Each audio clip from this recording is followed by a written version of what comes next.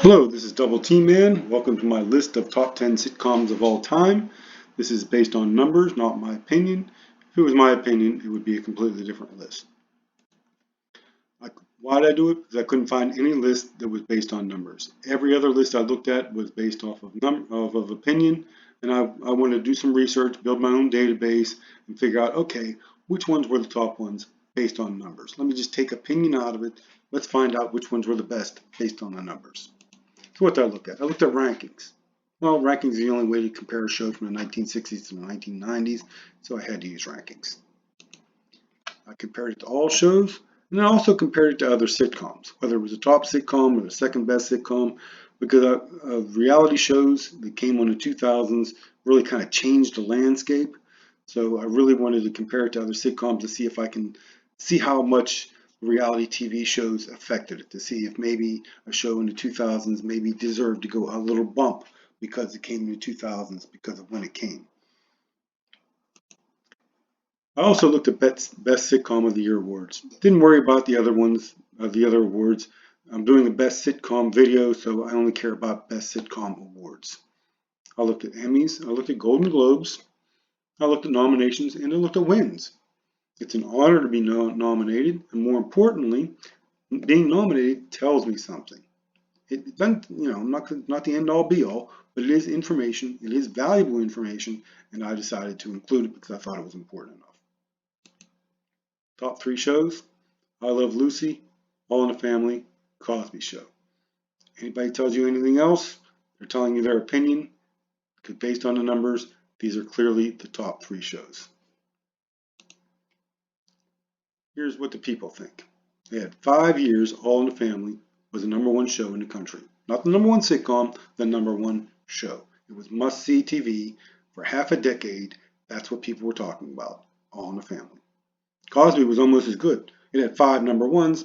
Problem is, that 5th one was tied with a different show. So it had 4 good #1s and then a tie, which you could look at it as a #1 tie, or tied for first, or maybe tied for second. They're kind of both. I Love Lucy, 4 #1s, 4 times it was #1 in the country, and then it was #2, which is fantastic. And actually, the best thing about I Love Lucy is it was 6 years, and all 6 were in the top 3. So for 6 years, it was must-see TV. Cosby was obviously must-see TV. I rank them in this order because I think 5 is better than 4.5, which is better than 4 as far as #1s go. And I thought that 7 good years, 8 good years is better than 6 good years, and it's just better. Slightly, it's all close. It's all close. It's all in how you look at it, I guess, maybe a little bit, but that's how I look at it. All in the Family is better than Cosby, which is better than I Love Lucy as far as what the people think. What do critics think? Well, critics think All in the Family dominate. 8 nominations versus 4, 3 Emmy nominations, 8, 4, 3. All in the Family clearly wins, dominates over both, actually, in that department. Emmy wins, it's clearly above I Love Lucy, and it dominates Cosby, 3, 2, 1. And Golden Globe clearly wins. So obviously All in the Family dominates. Like I said, All in the Family dominates over Cosby. All in the Family clearly beats I Love Lucy. It's a little bit closer. I mean, 8 to 4, that's kind of domination. But 3 to 2, it's pretty close. And again, you can't use I Love Lucy for Golden Globes. There was no Golden Globe for Lucy. I Love Lucy does beat Cosby. It's close, 4, 3, 2, 1. But it does beat it. So that's how I have them ranked. All in the Family #1, Cosby #2, I Love Lucy #3. Cosby barely has better rankings. It had that 7th year, and that's the biggest reason why it's above I Love Lucy. I Love Lucy had 6 excellent years. Cosby had 7 excellent years, and I thought that extra year meant something. Yes, the critics liked I Love Lucy better, but it was close. I'm always going to go with the fans. I think the fans are more important than they are the critics. So that's why I put Cosby first. This is only one way of looking at it. I look at it a different way. I Love Lucy, The Lucy Show, and Here's Lucy are basically the same show. They're all centered around Lucy. It was a very Lucy-centered show. It wasn't like there was other people that were making a lot of jokes or anything like that. It was all Lucy all the time for all 3 shows. I know, they're different situations. They're different names. There's a gap between I Love Lucy and The Lucy Show. I understand all that, but it was the same character, just different situations. Now, if I'm going to not rank them together like that, then you'd have to split up Laverne and Shirley because they went from Milwaukee to California, completely different situations. But the main characters were the same, so they kept the same name, and it was continuous, so it's all one show. Well, I look at it, if I'm going to rank best sitcom, I'm going to combine the three. When I combine the three, I come up with some phenomenal numbers. First of all, you look at the Lucy Show, 2, 2, 3, 5, 6, 8. That's fantastic as far as ratings. Here's Lucy, did fantastic as far as nominations. So all combined, these totals are great. So I have I Love Lucy number 1, All in the Family number 2, Cosby number 3. You don't want to look at it that way? That's fine. Move I Love Lucy down to number 3. That's okay. It can go either way. You can look at it either way and still be right. Next, 4 shows. We're going to go 4, 5, 6, and 7. I'm not going to tell you what they are. You can pause it and look at the numbers. But before you do, I'm going to explain why I came up with the list the way I did. Let's look at 4 and 7. 4 had 10 years in the top 9. That's fantastic. Number 7 had 1, 1, 2, 2, 3, which is a fantastic 5, but then it fell off the face of the earth. I would much rather have 10 years over 5 years every day of the week. Granted, number 7 had better critics, but it really wasn't by that much. 7 to 3, 1, 0, slightly better as far as the critics go, yes. Like I said, 5 good years versus 10, I'm going to take 10 all the time. 4 versus 5, I just think the numbers are slightly better. Across the board, you start getting into 10, and you start, 14, 14. It's better. 5 versus 6. Now, 6 has excellent awards, so this is kind of tough. It's kind of tricky. But here's where the number 1 sitcom, number 2 sitcom comes in. 9 times, this one was in the top 2 of sitcoms. This was only in the top 2 of sitcoms once. So even though the critics loved it, and the fans liked it too. I mean, it had really good ratings. But compared to other sitcoms, it didn't do that good. Versus this one, which did. So go ahead and pause it. Put up your own ratings. Figure out where you want to go. When you're done, unpause it and come back. Welcome back. Here's the names of the shows. Friends, Big Bang Theory, Cheers, and Seinfeld. Remember I talked about reality shows? Friends and Big Bang Theory had to deal with reality shows. Cheers and Seinfeld did not. That's going to affect them. So that when you look at things, you really do need to look at the number 1 sitcom and number 2 sitcom because it matters. This is the 2000s, and these are not in the 2000s. So this matters when you're comparing this versus this. When you're comparing a show in the 2000s versus not in the 2000s, this becomes important. And that's why I have these above it. Agree, disagree, whatever you want.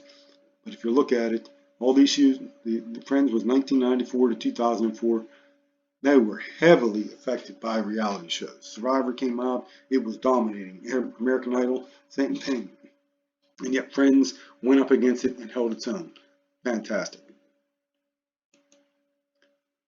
Next shows I got, Roseanne and MASH. Roseanne had excellent numbers. Look at it. 1 tied. It was the one that was tied with the Cosby Show. 2, 2, 3, 3, 3, 4, 9. That's excellent. That's just excellent. The problem it had is the critics didn't like it. And that really hurts it. Now, it had a decent number 1 sitcom, number 2, but it loses to the Big Bang Theory and it loses to Friends as far as that goes. It also loses to Seinfeld as far as that goes. Cheers just had dominating awards. 11 to 0, 4 to 0, 10 to 3, 1. I mean, just dominating the awards. That's why I have Cheers above Roseanne. I also have it above Seinfeld for different reasons, but even though Roseanne might have better numbers, I just thought the critics was just so overwhelming, I had to put Cheers above it. MASH, which is my favorite show, fell in slightly below Roseanne. Critics liked it more, not as much as Cheers, but the critics liked it more. The problem is the ratings were just so good for Roseanne compared to MASH, I had to keep Roseanne above MASH. Next, we have Andy Griffith. 8 years, all 8 years in the top 7. That's fantastic. 3 Emmy nominations is pretty good. Here's my top 10. Beyond the top 10, I also have some honorable mentions. Some ones I think are interesting to look at. You have 3 honorable mentions. We're going to deal with the first 2 first. Laverne and Shirley and Beverly Hillbillies. Why? Because they're close. Well, if you look at those, Laverne and Shirley in particular had 4 excellent years and then it dropped off. So Andy Griffith had 8 years versus 4 years. I'm going to take 8 excellent years versus 4 excellent years all the time. Beverly Hillbillies, slightly better, slightly closer, but when you look at something else and you do the numbers, you start adding up numbers, it comes up different. What do I mean by that? If I add up the top 5 seasons, the top 5 best seasons of the Andy Griffith Show, I come up with 16. If I come up with the top 6, it's 22, top 7, 28, top 8, 35. But if I compare it to the other ones, Laverne and Shirley and Beverly Hillbillies, it beats it.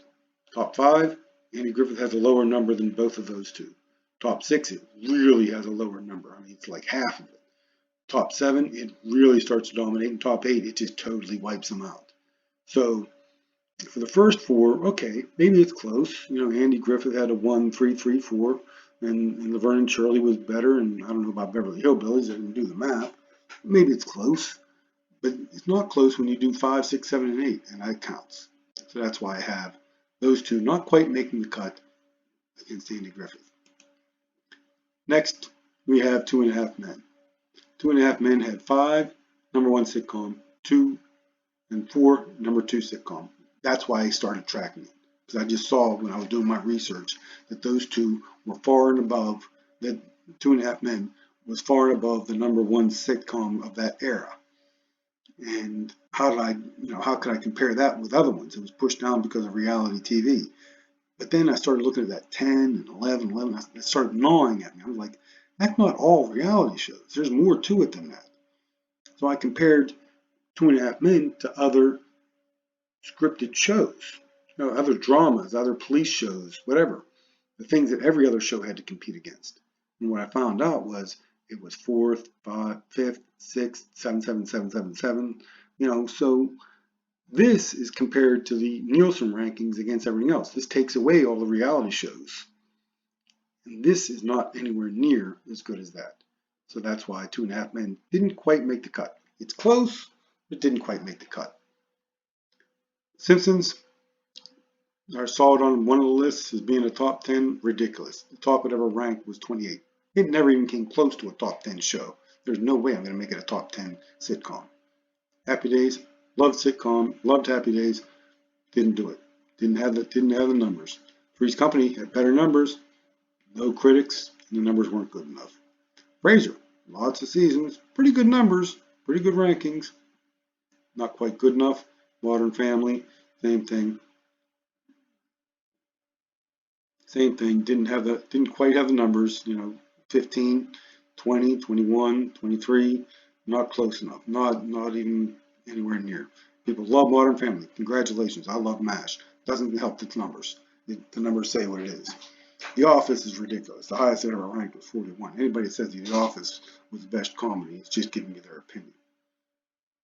And next, we have the actual scores of all the other ones. And you can see where they pretty much go in order on down a list.